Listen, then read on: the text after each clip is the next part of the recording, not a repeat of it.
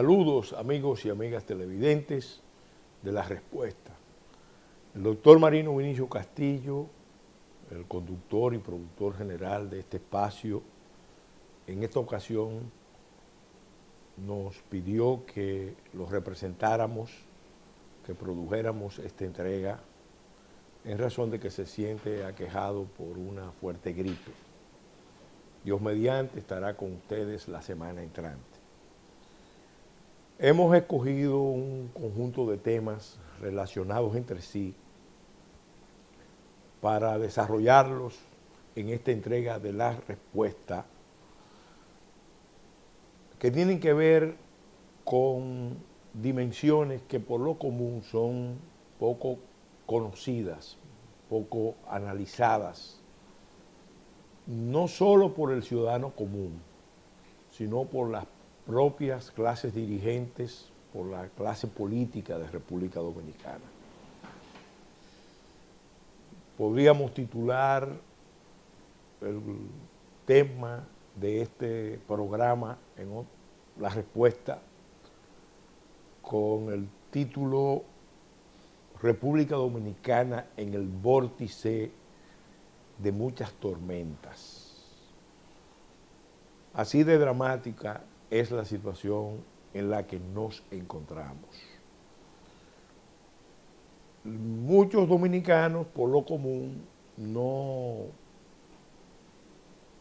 logran calibrar, no logran evaluar lo que eso significa, porque el día a día, las exigencias de la vida cotidiana, los acontecimientos locales, la manipulación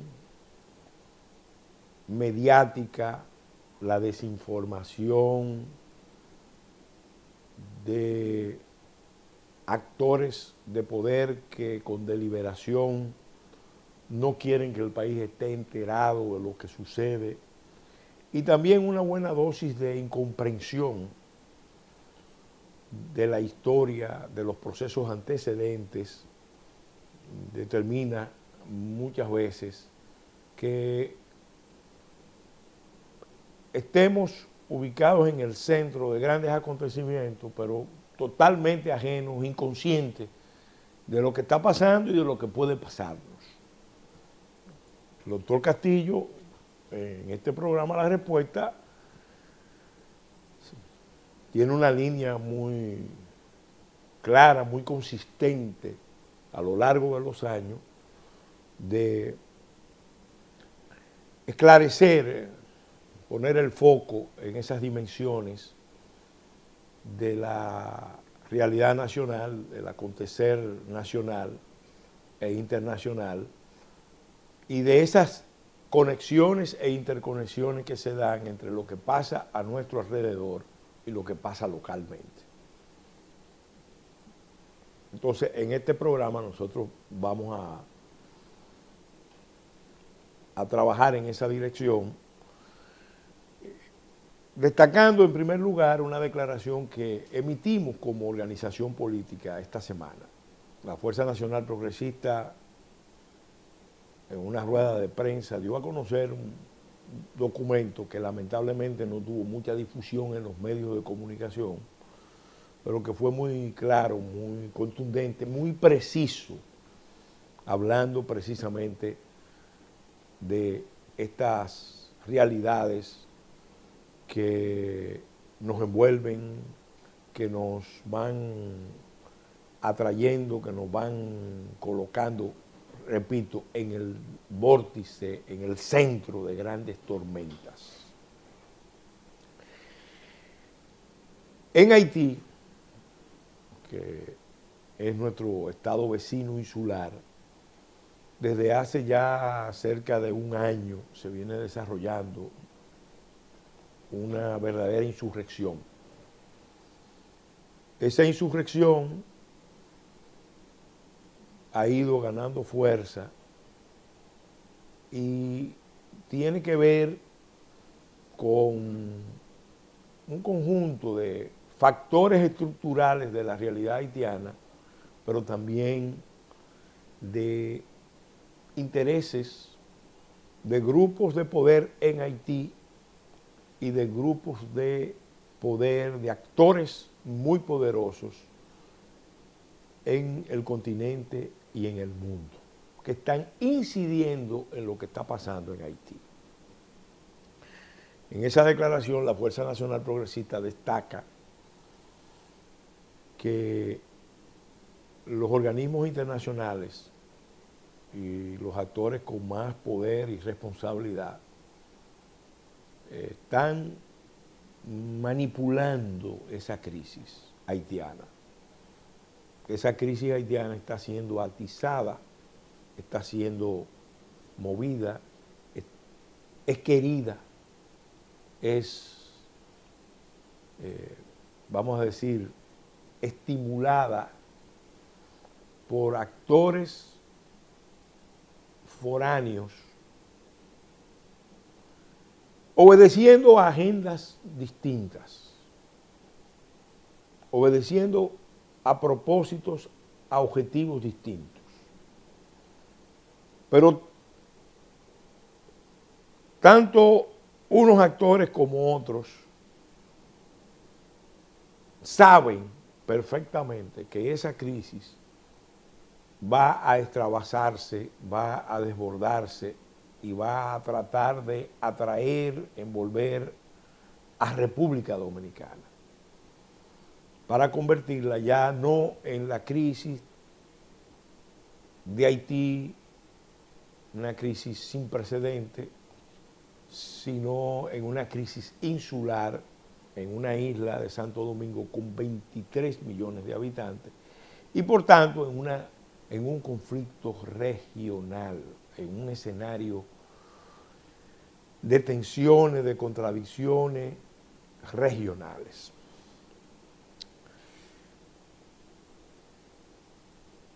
Recordemos lo siguiente, había un plan bien concebido con el que se comprometió el gobierno del presidente Danilo Medina de darle curso a la solución dominicana al problema haitiano. Ese, vamos a decir, fue uno de los componentes del proyecto de reelección del 2016, que se frustra por una serie de eventos que se dan en el orden exterior, que escapan a nuestro control. Recuerden que el proyecto de reelección del presidente Medina fue alentado en primer lugar por el presidente Luis Ignacio Lula da Silva en enero del 2013. Fue apoyado por Brasil, por esa fuerza poderosa que representa Lula y el Partido de los Trabajadores brasileños. Ese proyecto de reelección fue caminando con el visto bueno de los Estados Unidos. El embajador Brewster, que representaba los intereses de la administración Obama y de una serie de sectores de la política norteamericana, estaba muy feliz en República Dominicana porque el gobierno dominicano había entrado en aceptar virtualmente todas sus exigencias. Aquí se aceptó un acuerdo con el Departamento de Defensa, con el Pentágono, para desplegar tropas militares norteamericanas en el territorio dominicano, sin restricciones, con apoyo, inmunidad diplomática o cuasi diplomática, con todo tipo de armamento, con una capacidad de penetración del espectro radioeléctrico de República Dominicana.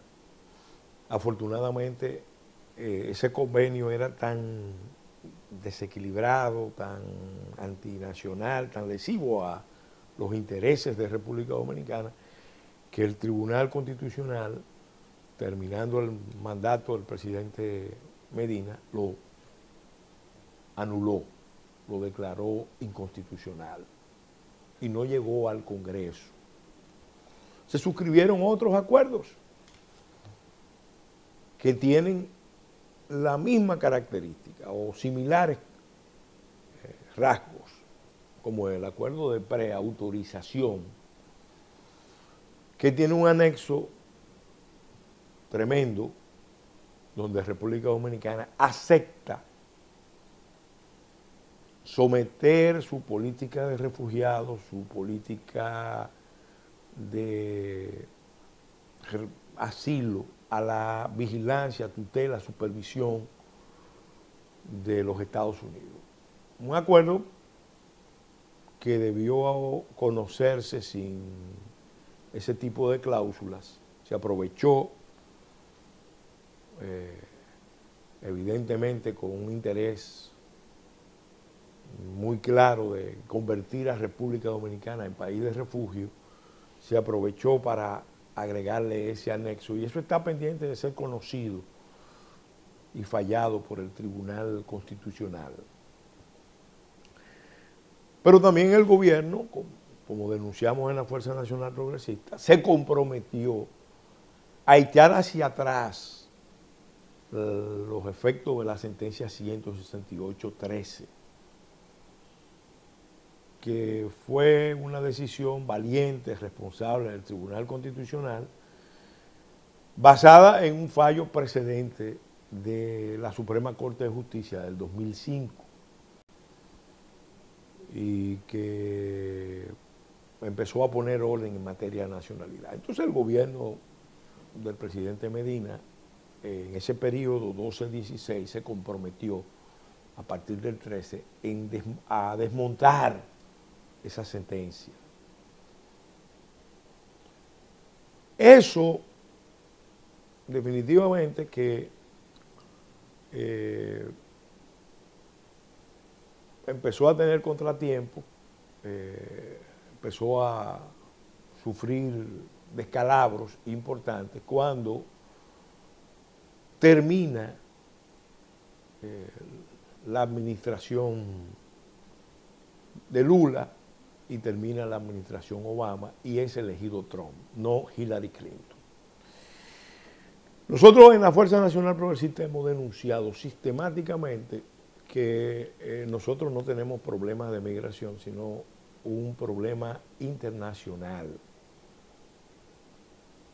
Que los organismos internacionales, las potencias, saben que Haití es un estado fallido, pero en vez de buscar una solución internacional a los problemas de Haití en Haití, que resulta más costosa, más exigente, más complicada, han preferido una fórmula más cómoda, más irresponsable, que va a dar origen a muchísimos problemas de todo tipo, que es la solución dominicana al problema haitiano. Una solución criminal, desde el punto de vista del derecho internacional, lo que se ha hecho contra República Dominicana y contra el propio Haití, es criminal. Es criminal. Pero se ha podido hacer en gran modo porque se ha contado con la complicidad del liderazgo político, del liderazgo social, del liderazgo empresarial, del liderazgo de muchos otros sectores de la vida nacional que tienen la obligación, tienen el deber de defender este proyecto histórico, este proyecto nacional que se inició el 16 de julio de 1838 con la fundación de la Trinitaria. No lo han hecho. No lo han hecho. Han fallado por distintas razones. Por desenfoques ideológicos, por chantaje, por intereses, por la propia debilidad del Estado dominicano para enfrentar una manipulación imperialista de esta naturaleza. Entonces, el plan A, que era seguir la unificación de los mercados insulares de 23 millones de habitantes y luego dar paso a una minoría nacional jurídicamente dominicana, realmente haitiana, con capacidad de decidir, condicionar a los poderes públicos, quitarnos incluso la capacidad de decidir quiénes son los nacionales, porque eso se comprobó con la decisión de la Corte Interamericana de Derechos Humanos, promovida desde la OEA y desde Washington bajo la administración Obama.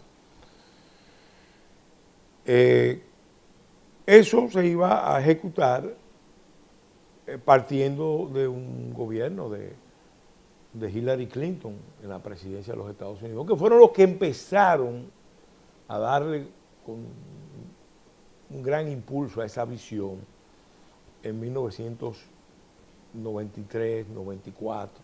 Esa visión no es de ahora, es antigua, e incluso es mucho anterior a esa fecha, pero la Guerra Fría en cierta manera impedía que eso se pudiera echar a andar, y se optó por una fórmula distinta.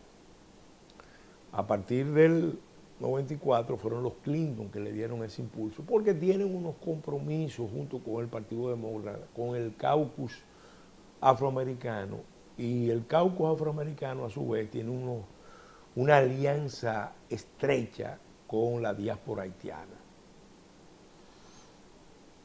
Al frustrarse el plan A, entonces se ha pasado al plan B. El plan B es un plan terrible, cínico, irresponsable, porque todos los organismos internacionales, todos sin excepción, conocen perfectamente la realidad de Haití. Haití es un estado colapsado, un estado fallido, es zona de desastre ecológico, zona de desastre sanitario, narcoestado, dominado en su territorio por gangas criminales, como lo admitió aquí recientemente el que fue jefe de la MINUSTA, Edmund Mulet, un funcionario internacional guatemalteco. Fue muy franco explicando esa situación. Todos saben lo que hay en Haití, pero nadie actúa en consecuencia. Entonces, aquí han aparecido actores dispuestos a hacerle el juego, y en los hechos se lo han venido haciendo, porque los empleos que no se generan en Haití se generan aquí y se le entrega a los haitianos. Los servicios públicos, específicamente los servicios de salud, los servicios de educación, los bienes públicos generales se le están entregando a los haitianos. La leña y el carbón que Haití no produce, pero que consume cada vez más, se produce en República Dominicana, y se produce un trasiego que está bajo control y vigilancia de los militares dominicanos. Porque si vamos a hablar de una estructura de corrupción transnacional grande, es la frontera dominicana con Haití. Y eso está minando las bases de la nación, está destruyendo el proyecto nacional. Entonces, se ha pasado al plan B. ¿El plan B en qué consiste? Bueno, fue evidente, y aquí quiero destacar que después que nosotros emitimos esa declaración como Fuerza Nacional Progresista, vino al país Edmund Mulet, que fue no solo el jefe de MINUSTA en Haití, sino el jefe de misiones internacionales con rango de subsecretario general de Naciones Unidas durante el periodo de Kofi Annan en el mundo. Y en una conferencia que él dio en la Universidad Católica Madre y Maestra, a la que asistimos por una cordial invitación del colega Tito Bisonó, él dijo muchas cosas interesantes. Se empeñó en echar, vamos a decir, la responsabilidad de la crisis presente a la administración Trump.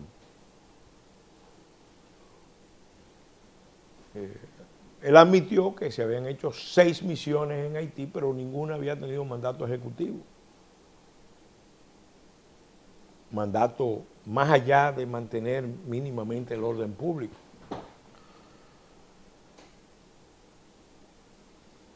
Advirtió a Nikki Haley, la representante norteamericana en la ONU, que el recorte de fondos a la ONU iba a afectar programas como la MINUSTA en Haití.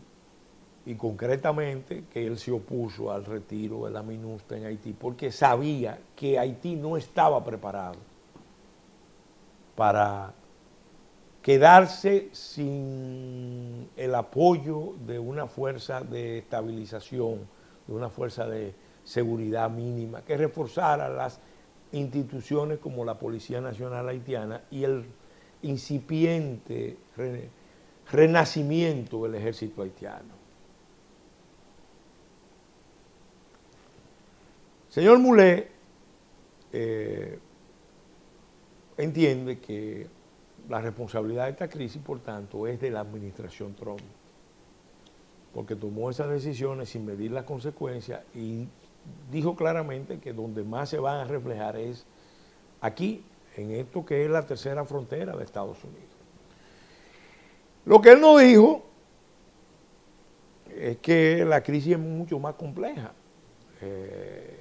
Cuando él era jefe de misión, a él lo acusó Ricardo Seytenfuss, el representante de la OEA en Haití, brasileño, lo acusó de fraguar un golpe de Estado contra el presidente Preval y, lo más grave, de manipular el proceso electoral en el que salió electo el presidente Martelly. Esa crisis de Haití tiene que ver mucho con esos problemas precedentes, porque el presidente Juvenal Moïse fue en gran modo auspiciado por el propio presidente Martelly, pero apenas fue elegido por el 11% del electorado de Haití. Votó el 20% y el 11% apoyó a Moïse. Previamente, en varias elecciones, se habían producido grandes frustraciones entre los haitianos porque se elegían gobernantes muy populares que luego eran derrocados con el apoyo de las fuerzas internacionales, como es el caso de Aristide, o se impedía la elección de gobernantes que no se ajustaran plenamente a los mandatos de los organismos internacionales. En la elección en que se elige a Martelly, era claro que la elección se iba a dar entre Juvenal Moïse, entre la señora Manigá y Moïse Yanchar, pero la manipulación del proceso electoral, según se denunció, terminó favoreciendo a Martelly, al presidente Martelly, que se comprometió a obedecer a pie juntilla la agenda trazada por el procónsul, el jefe imperial, que era nada más y nada menos que el presidente Bill Clinton. Entonces eso está en la base de la crisis política de fondo que vive Haití, de la poca legitimidad de las instituciones. Evidentemente la constitución haitiana es una complicación, pero no es menos complicación que el mismo bloqueo del proceso que han hecho los actores externos en Haití, de manera sostenida, sistemática. Y lo han hecho porque no le ha importado las consecuencias de eso en la región, porque tienen a República Dominicana como su zona de amortiguamiento, como su zona de descarga de esa crisis. El buffering zona de amortiguamiento de la crisis haitiana es República Dominicana. República Dominicana ha ido acomodándose al papel de Estado pivote, de Estado tutor, de Estado tapón de esa crisis, y eso ni ayuda a salir a Haití de la situación extrema que merece ser superada. Haití tiene derecho a su propio desarrollo, pero nos complica a nosotros, nos atrae a nosotros. Ahora, esta crisis que hay en Haití empezó con unas movilizaciones con motivo de decisiones que tomó el Fondo Monetario Internacional, que es otro organismo internacional que sabe perfectamente, como lo sabe la ONU y todas sus agencias, que Haití es un Estado colapsado, un Estado fallido. Sin embargo, después de anunciar el retiro de la MINUSTA, entonces se le impone una agenda de reformas económicas, de ajustes, que se saben que Haití no está en condiciones de manejar. Provocó una explosión violenta que empezó a apuntar hacia República Dominicana. ¿Por qué? Porque en esas movilizaciones en Haití apareció como un elemento central el tema de la corrupción. ¿La corrupción de qué? La corrupción con los recursos de Petrocaribe. Se sabe que Haití, como Estado colapsado, como Estado fallido, tiene que tener un problema de corrupción estructural muy serio. Pero el objetivo principal de los que diseñaron ese escenario era que se resaltara que los recursos que proveyó Venezuela a Haití en realidad fueron escamoteados, fueron dilapidados, fueron defraudados por los propios dirigentes haitianos en contubernio con políticos dominicanos y empresarios dominicanos. En otras palabras, la responsabilidad de la crisis de Haití, de la situación calamitosa que vive Haití, tiene que ver con esa relación que se venía cultivando de los dominicanos ejerciendo cada vez más un papel de hegemonía, cada vez más un papel de tutela, tanto en el orden de las inversiones, de los proyectos, de las obras de infraestructura, como de la propia política, porque se sabe que la política dominicana sirvió de apoyo a la política, al interés de la administración Clinton, perdón, de la administración Obama y de la administración Clinton en Haití, de poner presidentes débiles que sirvieran a sus intereses. Eso definitivamente que ya de por sí era una situación delicada, peligrosa, pero se complica más. ¿Por qué? Porque en un momento dado, con motivo de la política norteamericana en Asia, en el lejano oriente, en el mar meridional de China, donde Estados Unidos está contrarrestando la expansión militar, económica, diplomática, política de China, donde se está generando una tensión muy grande con los aliados de Estados Unidos en la región, que incluyen a Japón, a Corea, a Filipinas, a Vietnam, a Myanmar.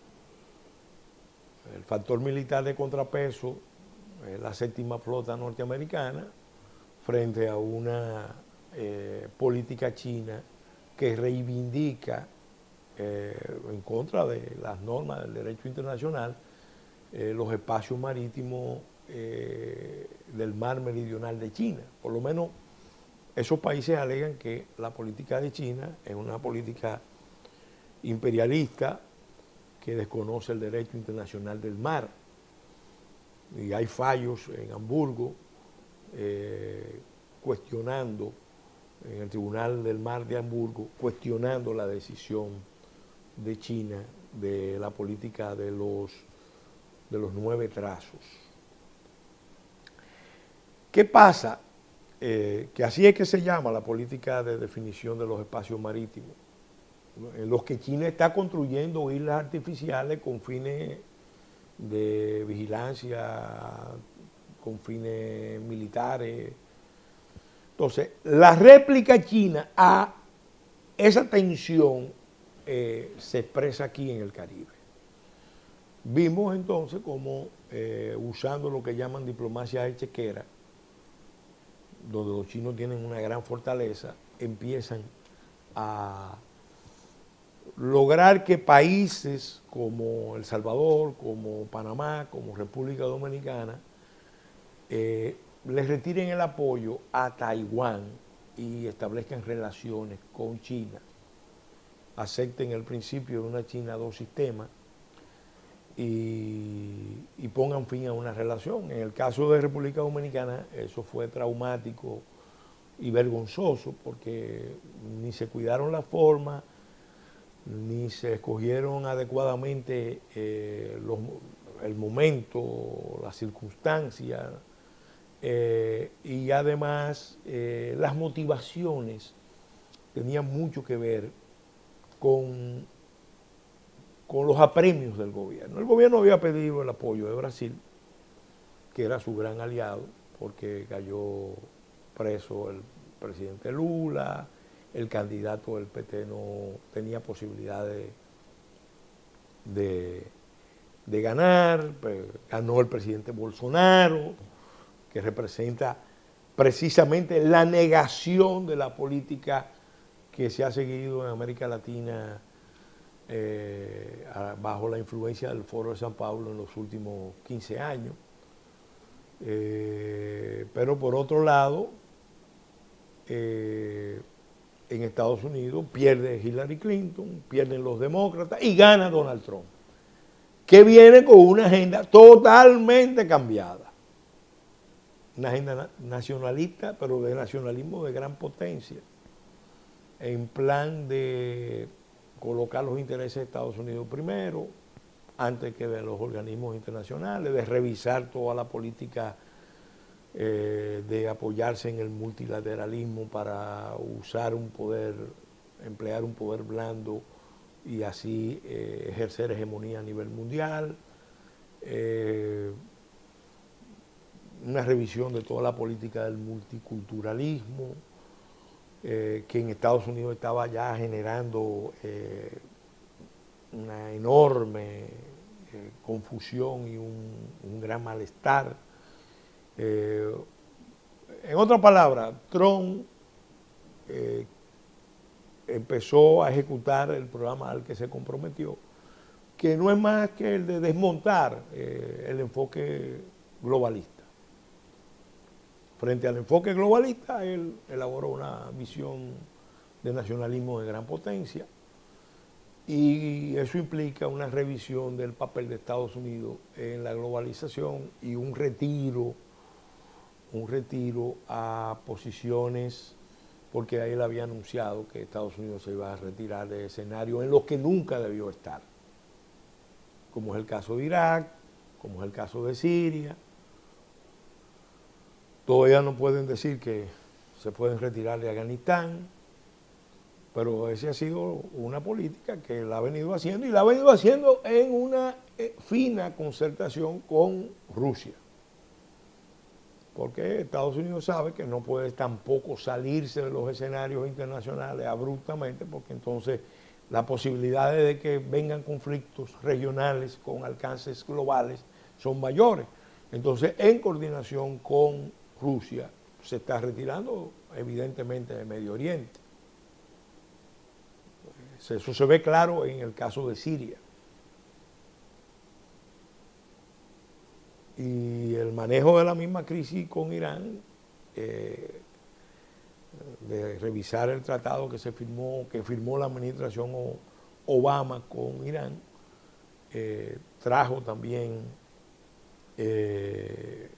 una gran tensión regional, pero que se va manejando gracias a esa coordinación de Estados Unidos-Rusia, que es muy cuestionada en Estados Unidos por los sectores responsables de la otra política, la política globalista, que le da a Estados Unidos un rol de preeminencia como soporte, como puntal, como pivote del globalismo, que ha beneficiado exclusivamente a las grandes élites. O para ser justo, ha beneficiado a las grandes élites globales, a los países como China, como India, que han visto que sus clases medias y sus clases trabajadoras han cambiado sustancialmente de condición de vida, pero ha perjudicado a las clases trabajadoras europeas y a las clases trabajadoras norteamericanas, y por eso la reacción en favor de Trump. Claro, cuando Trump gana, empieza también una revisión de la política norteamericana hacia la región. Y pone la mira, evidentemente, en el acuerdo que se firmó con Cuba. La administración Obama mismo personalmente, fue a La Habana a cerrar acuerdos para relanzar las relaciones diplomáticas que se habían roto hace muchos años. Eso implica un giro estratégico importante. La administración Obama cometió un error gravísimo, yo digo un grave error estratégico, porque el conflicto cubano, como el conflicto de Corea, como el conflicto de China-Taiwán, son conflictos subsistentes de la Guerra Fría. Entonces uno no puede cerrar un conflicto de esa naturaleza, político, ideológico, militar, que en el caso de Cuba adquiere una variante, unas dimensiones especiales, porque se convirtió ya en una cuestión de la política interna de Estados Unidos. Usted no lo cierra dejando fuera actores importantes que han sido parte de ese proceso. La administración Obama decidió pactar con Cuba una transición a los vietnamitas, es decir, permitir que el Partido Comunista Cubano y las Fuerzas Armadas cubanas siguieran gobernando bajo un régimen de dictadura los próximos 20, 30 años, partiendo de la idea de que la bonanza que iba a fluir a la isla con la normalización de las relaciones crearía las condiciones para que la democracia en Cuba floreciera, fuera una realidad. Eso evidentemente no se dio, y no se dio, entre otras cosas, por la elección de Trump y la revisión que Trump hizo de esa política de Estados Unidos frente a Cuba, que implicaba también una convalidación de la política del Foro de San Pablo. Entonces empezó una revisión a fondo de esa política. Y eso se conecta, fíjense, nosotros tomamos una decisión de ir a las relaciones con China en el peor momento,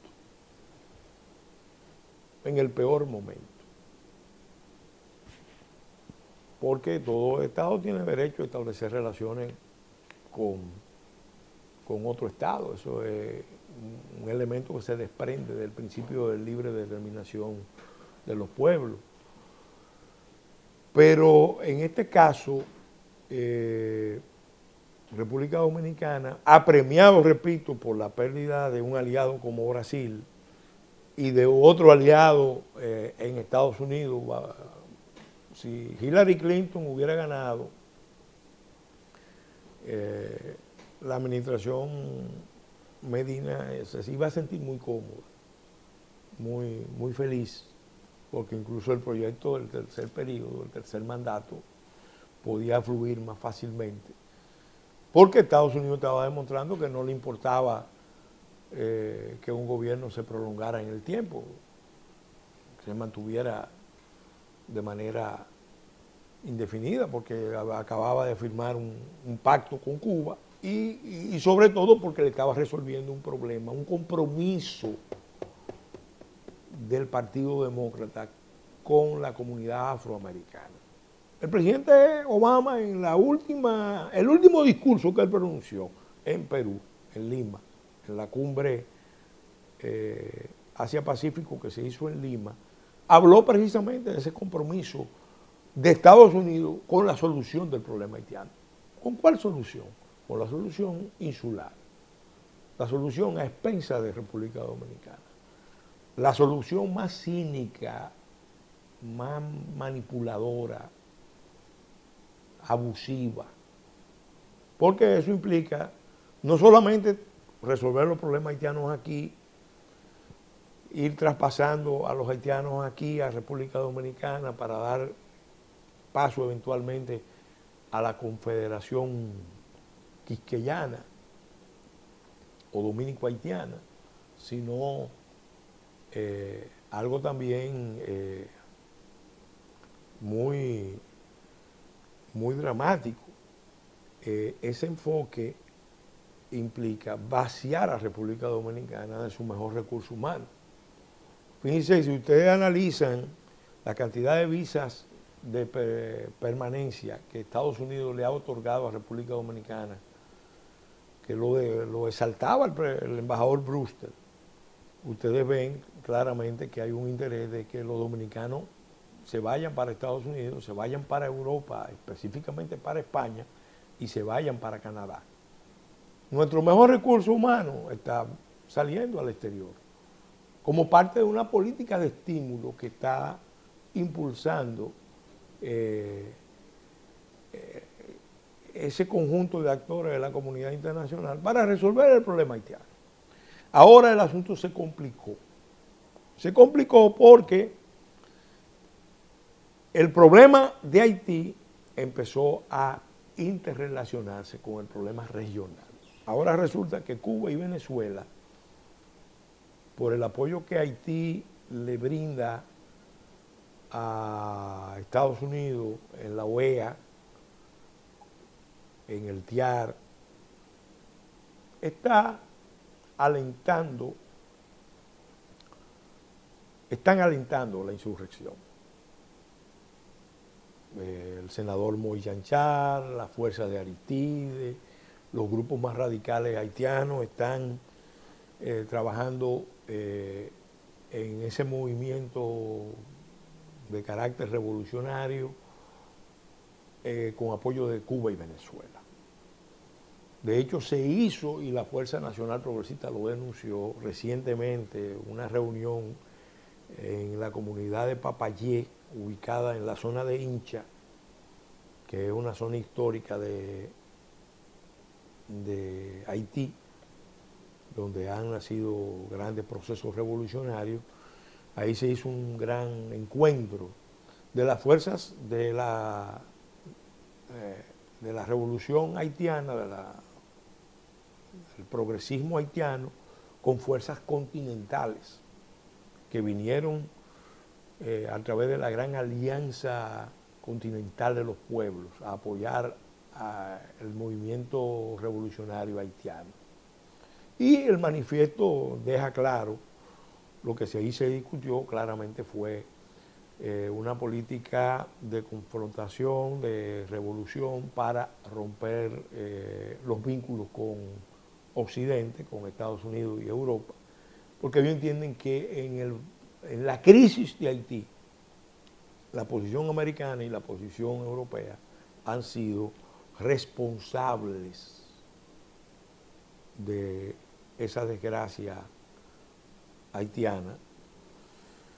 Y entonces empieza a darse esa vinculación de ese conflicto que hay en Haití con los conflictos regionales. Mientras la administración Trump revisa la relación con Cuba, fija como meta la caída del régimen de Maduro, de los Castro, de Ortega, entonces ellos responden con apoyo a las movilizaciones, a la insurrección que hay en curso. Una insurrección que cuenta con el apoyo, y lo digo con conocimiento de causa porque así he recibido informaciones muy confiables, cuenta con el apoyo de sectores de la diáspora haitiana en Estados Unidos, en Canadá, en Francia, con sectores afroamericanos que están alentando ese movimiento. Bueno, una muestra de eso es que esta semana salió a la luz pública la noticia de que una corte en Estados Unidos condenó a un suboficial norteamericano de ascendencia haitiana por llevar armas y municiones a Haití. Y él alegó que eso lo hacía porque él quería entrenar a sus colegas haitianos del ejército haitiano con armamento más avanzado, armas ligeras pero muy modernas, y por eso llevó a Haití y fue detenido y juzgado. Ya ustedes recuerdan cómo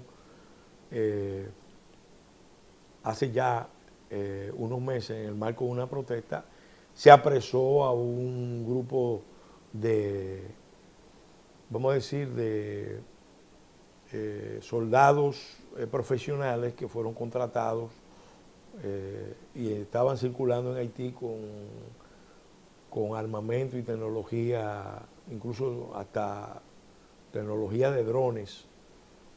Eran gente que venía de Europa Oriental con la nacionalidad norteamericana operando en Haití. En Haití todo el mundo se está armando, porque todo el mundo sabe que se está preparando una gran revuelta, una gran confrontación, que como dice Mulet, el que fue subsecretario de Naciones Unidas, va a terminar en una guerra civil, y la guerra civil va a provocar entonces una reacción de estampida, de éxodo masivo hacia República Dominicana, porque por mar hay un bloqueo, hay mucha gente que se opone al muro, pero la verdad es que hay un muro muy efectivo, un bloqueo naval fuerte por parte de Estados Unidos, del Reino Unido, de Francia, que no quieren que los haitianos salgan de la isla. Eso se complica, para que ustedes vean todas las implicaciones de todo esto, eso se complica por algo que le voy a compartir con ustedes, que también es poco conocido.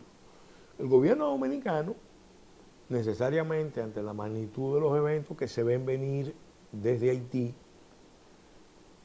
pidió en 2 ocasiones una reunión del Consejo de Seguridad. Nosotros somos miembros del Consejo de Seguridad, miembros no permanentes. Bueno, se pidieron 2 reuniones. En 2 ocasiones se pidió una reunión no pública para discutir con todos los miembros la situación de Haití. Adivinen quién se opuso. ¿Quién se opuso? China. China se opuso. China sabe perfectamente lo que hay en Haití. Porque China había mandado, a pesar de que Haití tenía relaciones con Taiwán, China mandó una representación a Haití, porque dentro de la visión china, antes que las relaciones con República Dominicana, los chinos también querían establecer relaciones con Haití. Y obviamente las presiones norteamericanas sobre la administración Moïse impidieron que Haití diera el paso de establecer relaciones con China popular y abandonar las relaciones históricas con Taiwán. Ahora, supuestamente, porque China está incómoda porque el presidente Moïse recibió a la presidenta de Taiwán, entonces el Consejo de Seguridad no se ha reunido para discutir lo que es lo más obvio. Señores, hay que hacer algo en Haití porque va a afectar el orden público internacional, va a desorganizar toda la región. Entonces, ¿qué está pasando? Bueno, está pasando lo que nosotros advertimos desde el principio. República Dominicana, por una desacertada visión estratégica de sus propios intereses nacionales, atendiendo solamente a la coyuntura del momento, al interés del momento, del gobierno de turno, tomó una decisión de meternos en el centro de las contradicciones mundiales. En África hay una expresión popular que dice que cuando los elefantes pelean, los monos se encaraman.